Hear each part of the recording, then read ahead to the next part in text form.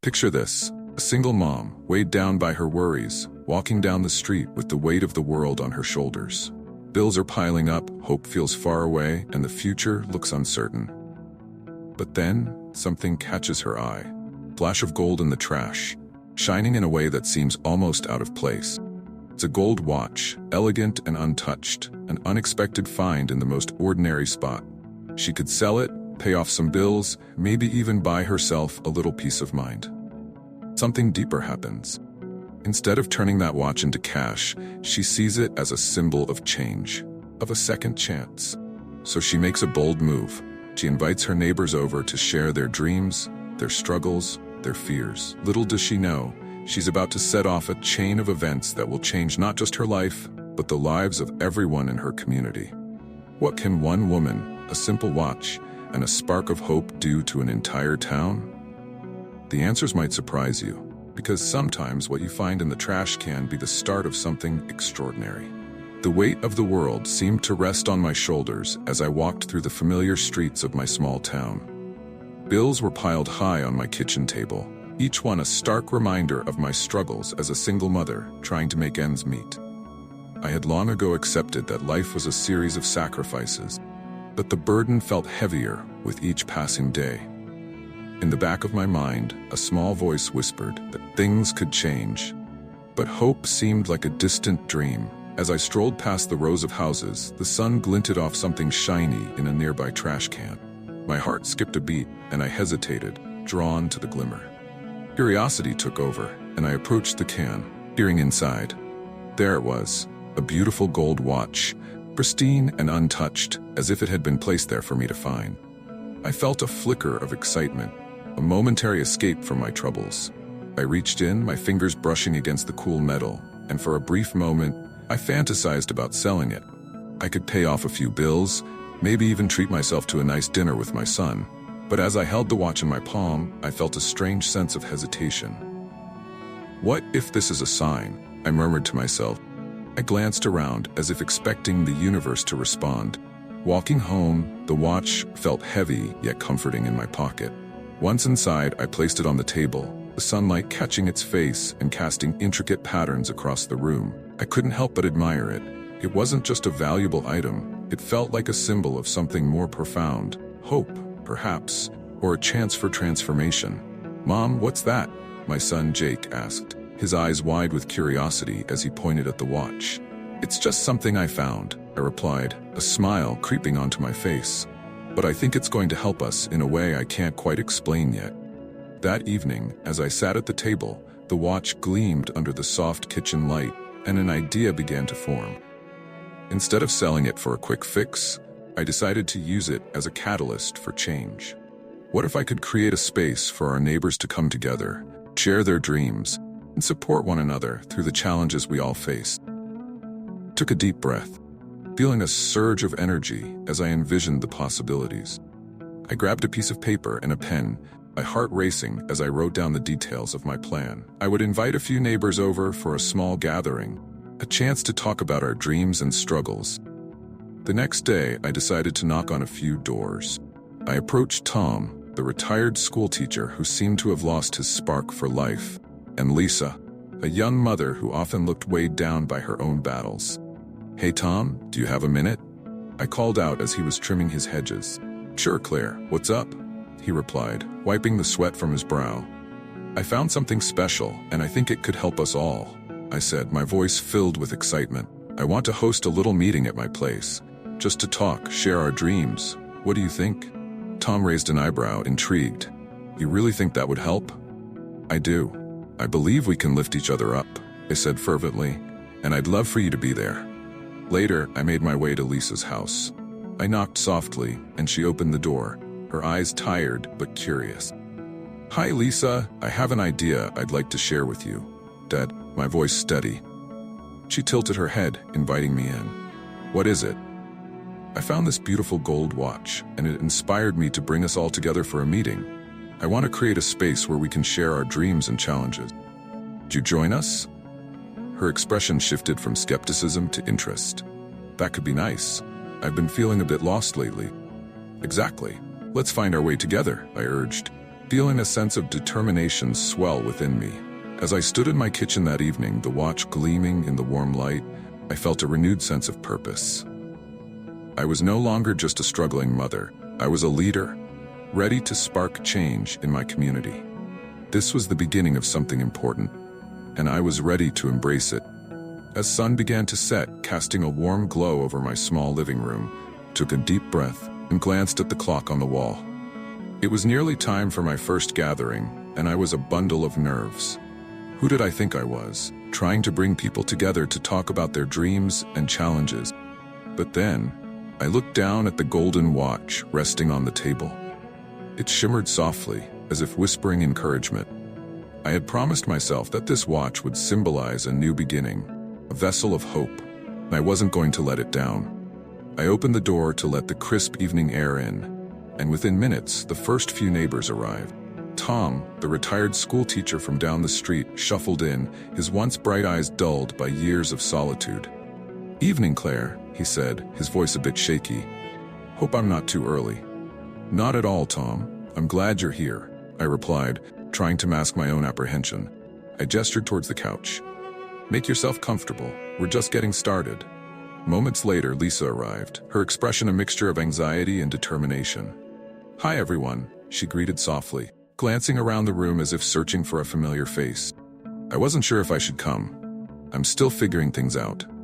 "Trust me, you're not alone," I assured her, patting the empty seat beside me. "We're all here for support. Just think of this as a safe space to share." As we settled in, the initial awkwardness began to dissolve. I decided to kick things off. "I found this watch," I said, holding it up for everyone to see. "It was in the trash. Can you believe it?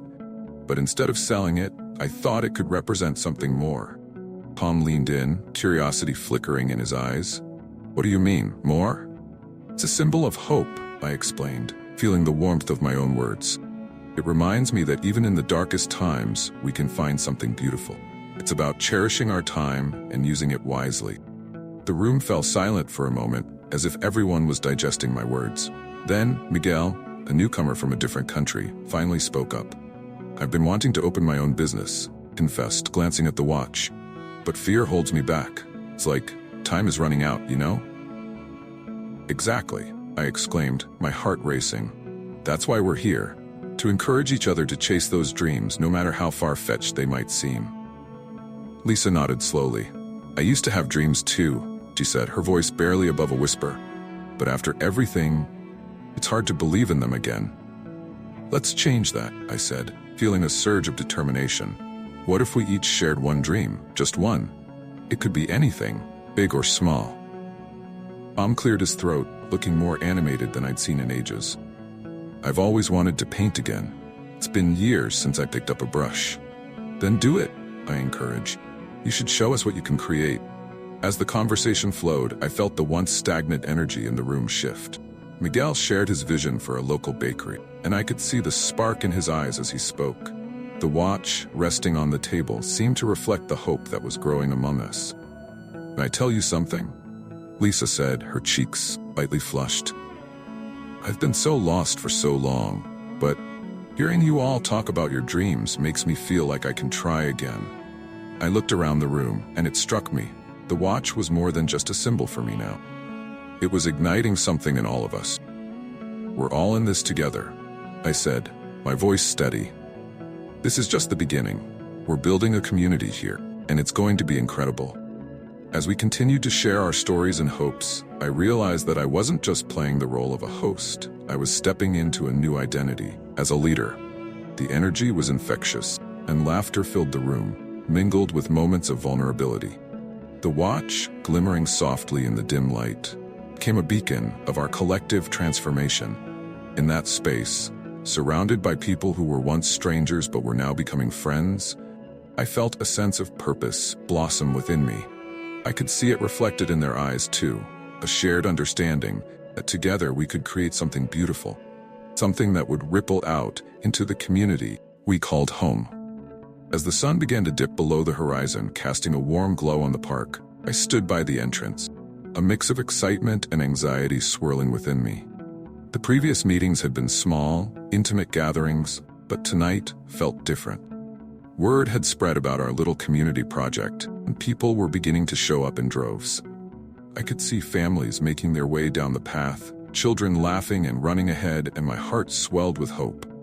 "Claire, over here!" Lisa called out, waving her hand as she approached with her 2 young kids in tow. I smiled, my nerves easing as I spotted familiar faces. "Hey Lisa, how are you?" I replied, feeling the contagious energy of the evening. "We're good. The kids are excited to meet everyone," she said, glancing down at her children who were tugging at her sleeves, eager for adventure.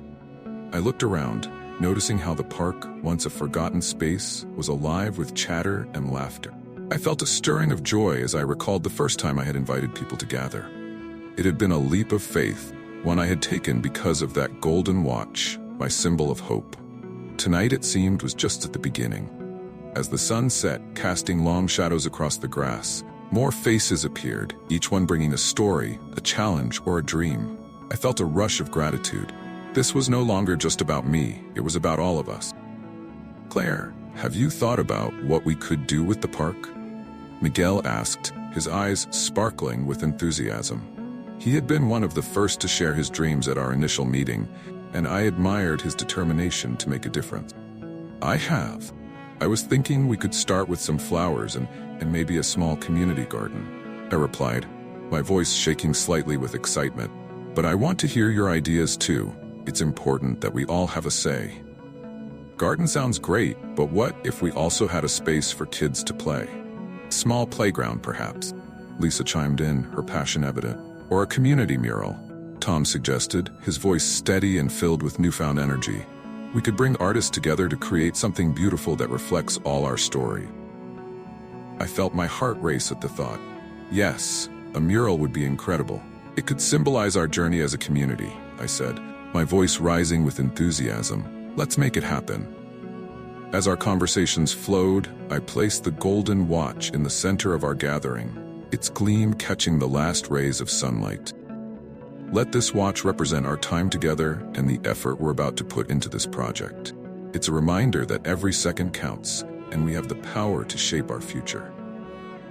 The energy shifted as everyone leaned in, curiosity and excitement filling the air.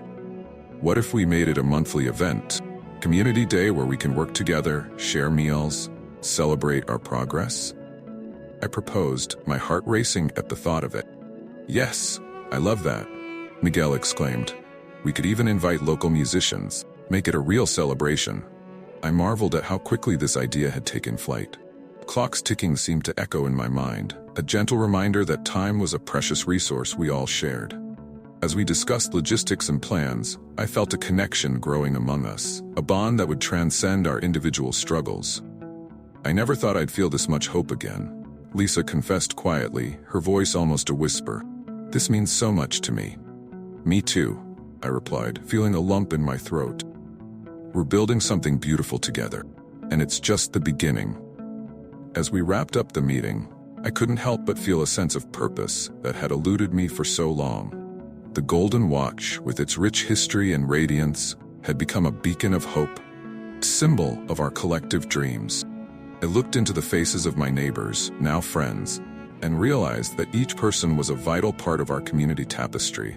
"Let's meet again next week," I suggested, my heart swelling with optimism. "And bring your ideas, your friends, and let's keep this momentum going." As everyone nodded in agreement, I felt a warmth spreading through me. This was not just about a watch or a park. It was about a community coming together, to create change. I had taken a chance by choosing hope over despair. And now, as I looked around at the faces illuminated by the fading light, I knew we were all on the verge of something transformative. As I stood in the midst of the park, the sun shining down brightly, I felt a mix of excitement and exhaustion. The laughter of children echoed around me as they played, their joy infectious. I was covered in dirt and sweat, testament to the hard work we had put into revitalizing this space. I glanced at the golden watch on my wrist, a reminder of how far we had come together. It sparkled in the sunlight, reflecting the hope that had bloomed in this community, and for a moment, it felt invincible.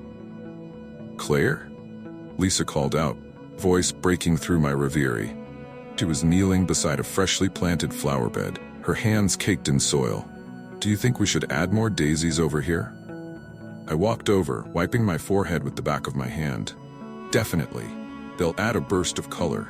Plus, they're so cheerful, just like the kids over there," I replied, nodding toward the group of youngsters racing around the swings.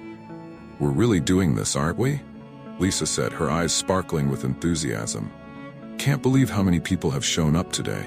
It's like we've created our own little world here." I smiled, feeling a warmth swell in my chest. "I know. It's incredible to see everyone coming together like this. Feels different, like we're actually making a difference."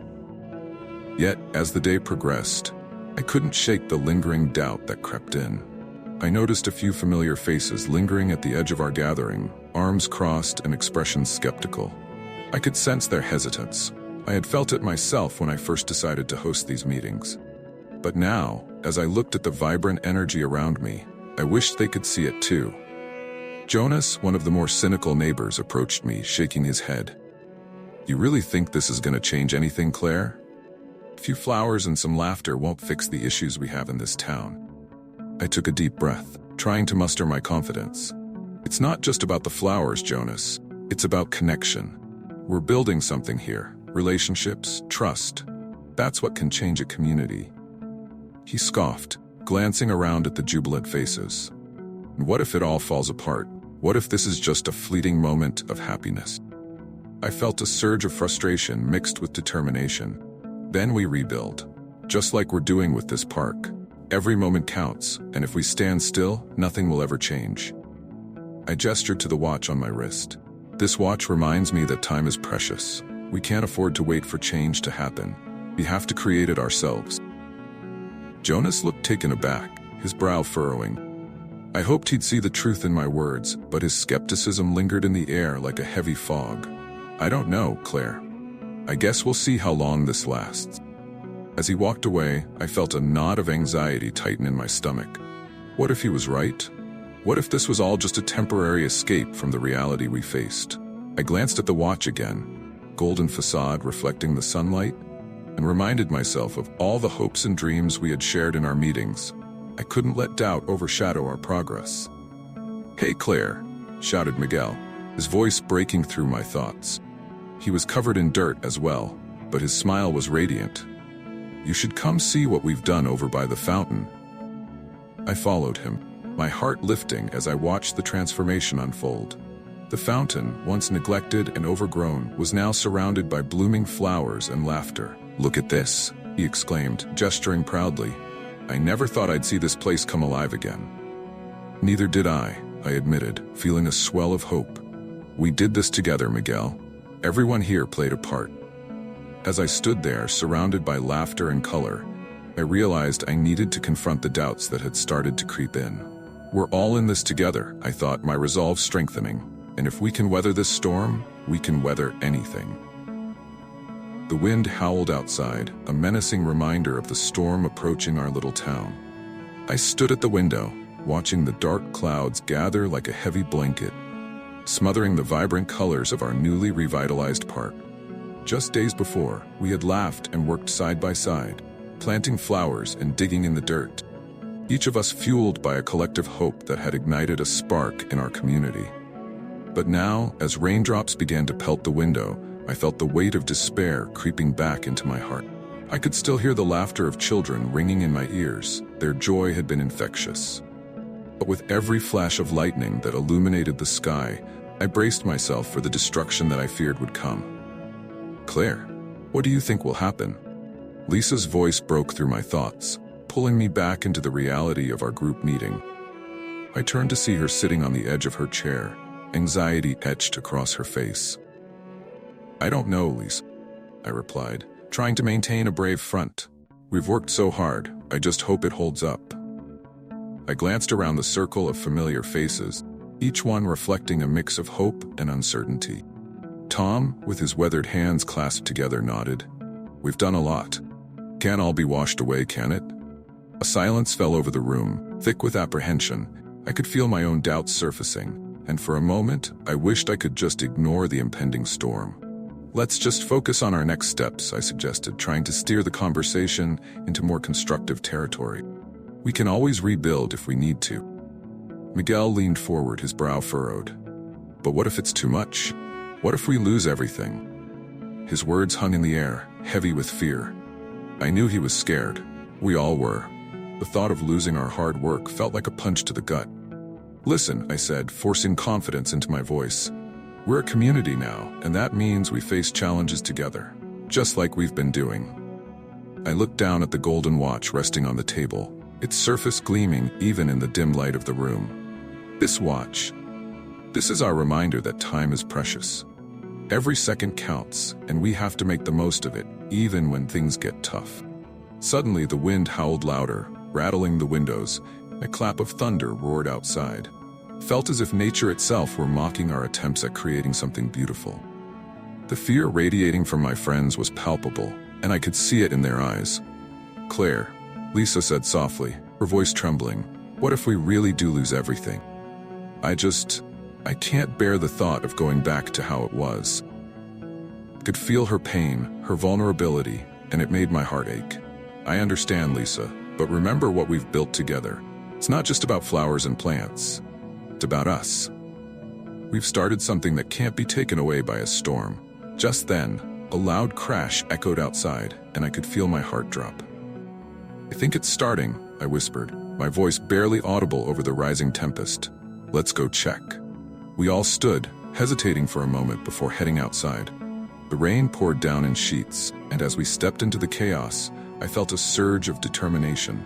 We can't let this defeat us, I shouted over the wind, rallying my friends. As we approached the park, the sight was devastating. The flowers we had lovingly planted were uprooted, and the small pathways we had cleared were now muddy rivers. I felt my heart sink further, but it was then that Lisa stepped forward, her voice steady and clear. This isn't the end, we'll rebuild. We have to. Her words struck a chord within me. You're right, Lisa, I said, feeling a warmth spread through my chest. We planted more than just flowers. We planted hope, and that can't be washed away. It's still here, waiting for us. In that moment, I could see a flicker of understanding in everyone's eyes. Miguel nodded, spirit rekindled. We can't just give up now. We're stronger than this. The energy in the air shifted, and I felt a renewed sense of purpose. Let's gather what we can and start again, I said, feeling the fire of determination ignite within me. This storm may have knocked us down, but we're not out. We're going to show everyone what we're made of. With those words, I realized that while the storm had taken physical things from us, it had also brought us closer together. It was a challenge, yes, but it was also an opportunity for growth and resilience. Together, we would rise from the ashes of our destroyed garden. Together, we would reclaim our hope. As the day of the big celebration in the park arrived, I could hardly contain my excitement. The sun shone brightly, casting a warm glow over the area where we had poured our hearts and souls into revitalizing the community space. I stepped outside my house, the golden watch resting comfortably on my wrist, its presence a gentle reminder of how far we had come together. As I walked toward the park, I could hear the distant sound of laughter and music. The air was filled with the sweet aroma of food stalls lining the paths, each offering something delicious. I felt a rush of gratitude wash over me. This wasn't just a celebration, it was a testament to the power of community. I spotted Claire from across the park, her face lit up with joy as she helped set up tables adorned with colorful tablecloths and flowers. Claire, this looks amazing, I called out, running toward her. Isn't it? I can't believe we pulled this off, she replied, her eyes sparkling. And look at everyone coming together. It's like a dream. We hugged tightly. It felt surreal to see familiar faces, people I had once barely exchanged pleasantries with, now working side by side. I spotted Tom, the retired man who had once seemed so lost and withdrawn, now laughing heartily with a group of children. Lisa was nearby, chatting animatedly with others, her usual reticence replaced by a newfound confidence. As I wandered through the gathering crowd, I caught sight of the golden watch, displayed in a small glass case at the center of our gathering. It gleamed under the sunlight, an emblem of hope and transformation. I felt a swell of pride knowing that it had become a symbol for all of us. a reminder that we could take control of our destinies, one moment at a time. Can you believe it? We did this. I heard Miguel exclaim, gesturing broadly to the park. This is just the beginning, right? Absolutely, we can achieve so much more, I said, my heart racing with excitement. As the festivities continued, I felt a nudge in my chest, urging me to speak. I climbed onto the makeshift stage, my palms slightly sweaty against the microphone. Crowd quieted, their faces turned toward me, expectant. Wow, look at all of you, began, my voice trembling slightly at first. Just a few months ago, we were strangers, each of us carrying our own burdens. But today, we stand here together, united by hope and purpose. This golden watch has become more than just an object. It represents our journey, our dreams, and our shared strength. I glanced around, seeing nods of agreement and smiles encouraging me to continue. When I found this watch in the trash, I was at my lowest. I thought about selling it, but instead, I chose to believe in something greater. And look where that belief has brought us. The crowd erupted in applause, and for a moment I felt a surge of confidence. Each one of you has contributed to this transformation. You've shared your stories, your dreams, and your challenges. Together, we've created something beautiful here, not just in the park, but in our hearts. Suddenly, I spotted Tom standing at the edge of the crowd. He raised his hand. Where? You've inspired us all. This isn't just about the park. It's about the connections we've formed. I'm painting again, something I haven't done in years, thanks to all of you. Wow, Tom, that's amazing, I said, my heart swelling with joy. Let's not forget Miguel. Lisa chimed in. He's finally starting to take steps toward opening his business. Miguel beamed, his face a mixture of pride and relief. I couldn't have done it without this community's support. You all have given me the courage to chase my dreams. As I looked around, I saw not just different faces, but a united community, all woven together by the threads of hope and resilience. I smiled, my heart full. This watch, this gathering, it's a reminder that time is our most precious resource. Let's continue to use it wisely, not just for our dreams, but for one another. The applause grew louder, resonating in my chest. I felt the warmth of connection enveloping me. Today wasn't just a celebration. It was a promise of new beginnings, fueled by the love and strength we had cultivated together. Standing in the midst of the celebration, I couldn't help but feel a rush of emotions wash over me.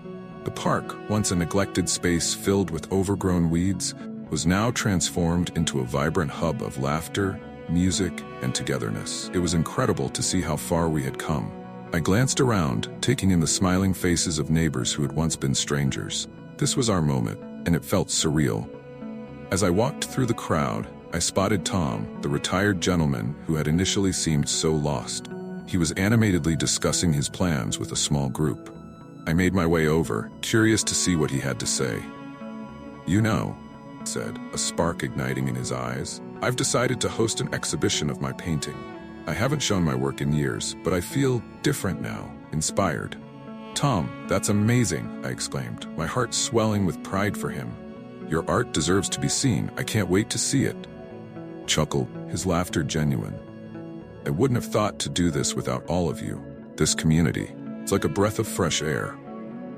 His words resonated with me. We had all breathed life into one another, and now Tom was ready to share his gifts with the world again. As I continued wandering through the crowd, I noticed Miguel standing by a table, a determined look on his face. I approached him, feeling a sense of anticipation. Miguel, how's it going? I asked, trying to read the expression on his face. He turned to me, a broad smile breaking across his features. Claire, I've taken the first steps to open my business. I've registered for a small business course, and I even found a potential location. His excitement was palpable, and I felt my own heart race in response. That's incredible, I said, my voice filled with encouragement. You've worked so hard for this. I knew you could do it. He nodded, his eyes shining. It's all thanks to this group. You all believed in me when I didn't believe in myself. Remember, we're all in this together, I replied, feeling the weight of our shared journey. Clock, resting in its little display nearby, reflected the sunlight, as if winking at us, reminding us of the precious time we had spent building this community. As I stepped back, taking a moment to absorb the joy around me, I felt a wave of gratitude wash over me. I climbed onto a makeshift stage, my heart racing. I wanted to share what this journey had meant to me, to us. "Hey everyone," I called out, my voice carrying over the laughter and chatter. The crowd quieted, turning their attention to me. Taking a deep breath, I began, "I want to tell you all how much this means to me. This clock," I gestured toward it, "was once just an object I found in the trash. But it has become so much more. It symbolizes our journey together. It reminds us that time is our most precious resource, and we have used it wisely." The crowd listened intently, and I felt their energy merge with mine. "Each of you has inspired me in ways I cannot express. Tom, you're sharing your art with the world again. Miguel, you're pursuing your dreams. And Lisa." I paused, searching for her in the crowd. "You've grown stronger and more vocal. We've all grown together." Laughter and cheers erupted around me, and I could see the joy in their faces. "This clock has not only changed my life," I continued, my voice thick with emotion, "but it has changed all of ours. It has given us time to dream, to connect, and to rebuild ourselves." As I spoke, I noticed tears of happiness glistening in Lisa's eyes. "You've brought us together, Claire," she called out, her voice trembling. "We are stronger because of you." A wave of warmth flooded through me, and I smiled. "Thank you, but this isn't just about me. It's about all of us. We've created something beautiful here." The applause that followed was deafening, and I felt a profound sense of belonging. In that moment, as I looked into the faces of my neighbors, friends, and newfound family, I realized that the true treasure wasn't the clock itself, but the connections we had forged. It was the laughter, tears, and the support we had given each other along the way. And as the celebration continued, I knew that this was just the beginning. Together, we had built a foundation of hope and dreams, and I was so excited to see where it would lead us next. As I stood in the park, surrounded by laughter and vibrant colors, I felt a wave of emotion wash over me. Celebration was in full swing, and everywhere I looked, I saw faces that had once been strangers, now connected by a shared journey. It was hard to comprehend the transformation that had taken place, not just in the park, but within each of us. I glanced at the small display where the golden watch rested, catching the sunlight and casting a warm glow over the gathering. "Wow, Claire. Look at everyone," Lisa exclaimed, her eyes shining with joy. She was standing beside me, her hands clasped together in excitement. "It's like we've built something beautiful together." "Yes, we really have," I replied, my heart swelling with pride. I never imagined that finding this watch would lead to all this. "It's not just the watch," she said, her voice softening. "It's what it represents, the hope and the connections we've formed." I nodded, reflecting on her words. The watch had become more than a mere object. It was a symbol of our resilience and determination. I thought back to the days when I'd considered selling it, succumbing to the weight of my financial struggle. But now it stood as a testament to the power of community. As the festivities continued, a gentle breeze rustled the leaves overhead, the sun casting dappled light on the ground. I took a moment to step away from the crowd, seeking a quiet corner of the park. I closed my eyes, letting the sounds of laughter and music envelop me, allowing myself to feel the joy that filled the air. In that moment of introspection, I realized something profound. The true treasure was not the watch itself, but the friendships I had cultivated, the trust we had rebuilt together. I thought of Tom, who'd found his passion for painting again, and Miguel, who was finally taking steps toward his dream of opening a business. It wasn't just about the projects we had undertaken, it was about the lives we had touched in the process. "Claire," I heard a voice calling. I turned to see Tom approaching, his hands stained with paint from his latest creation. "You won't believe the response I've gotten. People are actually excited to see my paintings. I can't thank you enough for inspiring me to share my work again." "Tom, that's amazing," I said, my heart racing with excitement. "I always knew you had a gift. So wonderful to see you embrace it." He smiled, a light in his eyes that had been absent before. "It's all thanks to you and this community. You gave us the push we needed." As we chatted, I felt a warmth radiating from those around us. It was as if each conversation, each shared laugh, was a thread weaving us closer together. I realized that the watch had sparked a change in me that extended far beyond its material value. I had found purpose, and in turn, I had helped others find theirs. Suddenly, I was jolted from my reverie by a commotion nearby. I turned to see Miguel animatedly discussing his business plans with a small group. "I never thought I'd have the courage to even talk about it," he exclaimed, gesturing enthusiastically. "But being here, with all of you, I feel like I can actually do this." I smiled, feeling a sense of fulfillment wash over me. Each story shared, each dream articulated was a testament to the power of hope. I glanced back at the watch, shimmering in its place, and I whispered to myself, "Thank you for reminding me what truly matters." As the day wore on, I felt a deep sense of realization settling in my heart. Inspired by our collective journey, I began to envision a future where we could continue to support each other. What if we created a center for single mothers? I mused aloud to Lisa, who was still by my side, a space where we could help each other navigate our challenges. "That's a brilliant idea, Claire." She beamed, her enthusiasm infectious. "We could offer workshops, support groups, everything. It would be a safe haven." "Exactly," I said, energized by the thought. "Place where no one feels alone, where we can lift each other up." The possibilities felt endless. And as we shared ideas, I knew that the journey we had embarked upon was only just beginning. It was about empowerment, about reclaiming our lives, and about the bonds we had formed along the way. The golden watch had sparked a revolution in our hearts, a reminder that though the material may fade, the connections we forge can last a lifetime. And in that realization, I felt a profound sense of gratitude. I had discovered not just hope, but a family within this community. A family that would stand by one another, come what may. As the sun began to set, casting a warm golden glow over the park we had worked so hard to revitalize, I felt an overwhelming sense of accomplishment. The laughter of children playing and the chatter of neighbors filled the air, creating a symphony of joy that resonated deep within me. Just as I started to relax and savor this moment, my phone buzzed ominously in my pocket, a jarring reminder of the troubles I had thought were behind me. I pulled out my phone, my heart sinking as I saw the name of my bank flashing on the screen. "Not now," I whispered to myself, but I couldn't ignore the call. With trembling fingers, I pressed the answer button, bracing for the worst. "Hello, Miss Claire?" The voice on the other end was crisp and professional. "This is Jenny from First National Bank. I'm calling regarding an outstanding debt that we have yet to resolve.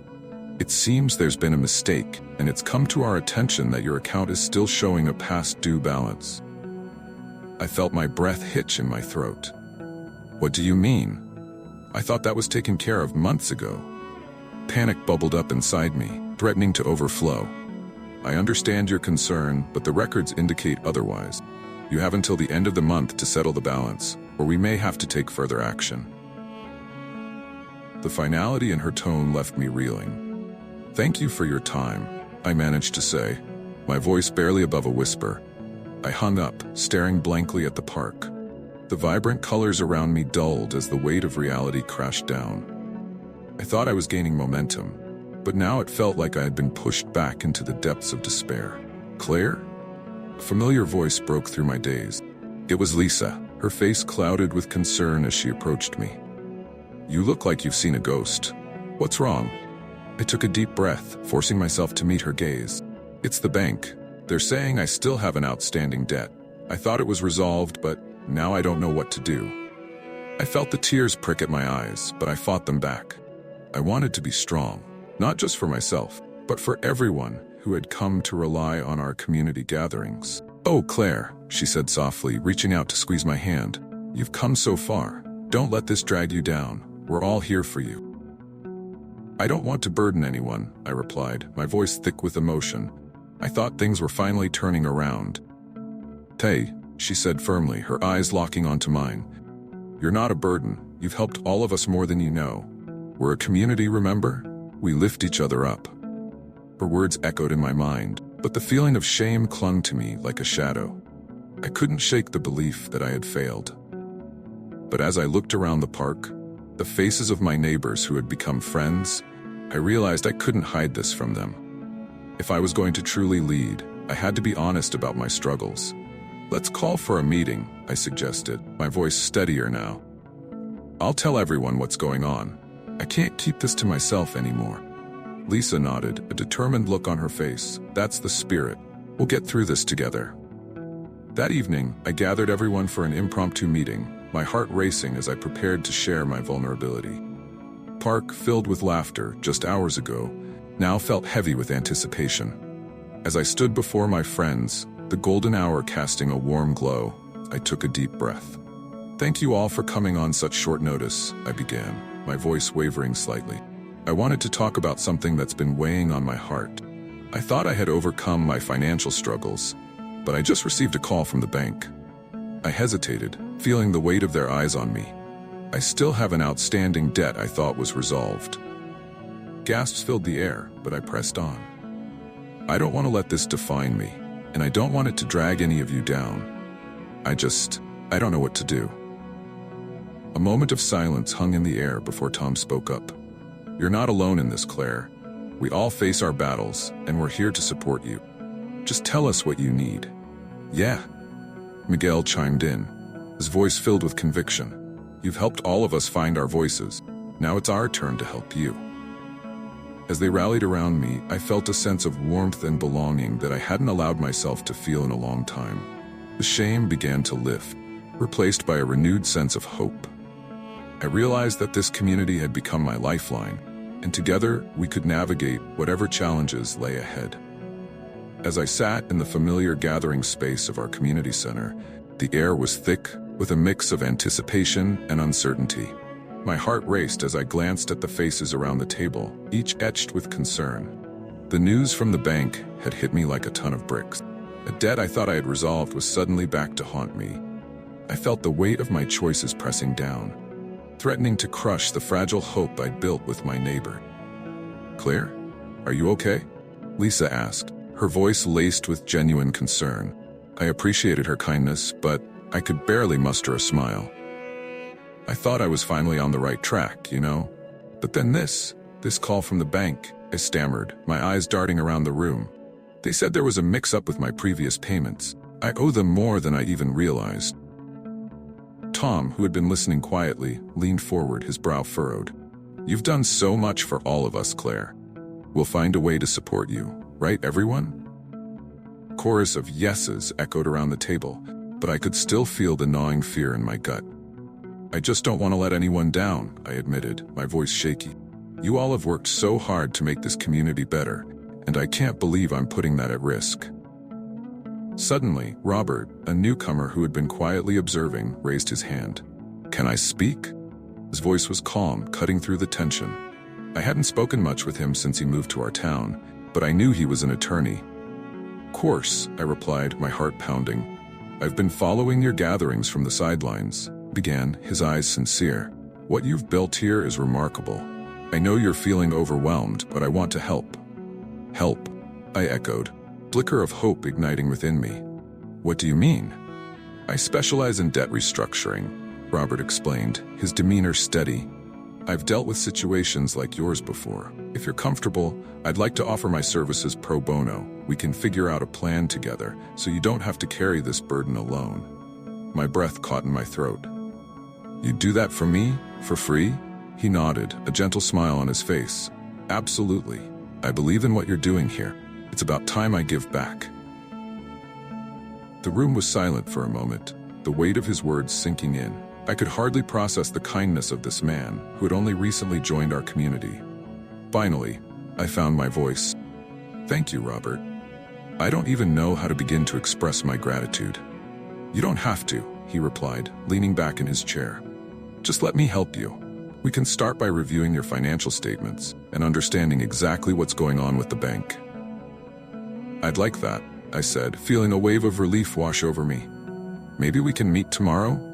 Absolutely, he said, and the warmth in his voice wrapped around me like a comforting blanket. As the meeting continued and we discussed our upcoming community projects, I felt a shift in the atmosphere. The initial heaviness that had settled in the room began to dissipate, replaced by a sense of solidarity and hope. I glanced at the clock on the wall, a simple reminder of the time we had, and I thought of the golden watch resting on my dresser, a symbol of everything I had fought for. Before I knew it, the meeting came to a close, and as people began to leave, I lingered behind, gathering my thoughts. Robert approached me, a friendly smile on his face. "Just remember, Claire, you're not alone in this. We're all in it together." "I know," I said, smiling back, feeling the warmth of his words. "It's just overwhelming sometimes, but I'm thankful for this community." "We're lucky to have you," he replied, and with that, he walked out the door, leaving me with a renewed sense of purpose. As I stood there, I realized that the true treasure of my journey wasn't the watch or even the community projects we were undertaking. It was the connections we formed, the support we offered each other, and the understanding that we could lean on each other in times of need. I looked at the clock one more time, its hands ticking steadily forward, and I knew that this was just another step in our shared journey. Together, we would continue to grow, to heal, and to transform not just our community, but our lives. Hey, ever think about how life can flip upside down in a heartbeat? That's exactly what happened to Hannah. She's that dedicated teacher who sees Lucas, a shy but super talented student, as the son she never had. But what if I told you everything changes when Alex, an old friend, suddenly reappears with secrets from the past? Hannah thought she knew Lucas, but things aren't what they seem. Want to find out who Lucas really is and what Hannah's willing to do to protect him? Click on the video popping up on your screen and uncover the truth. Trust me, you don't want to miss this.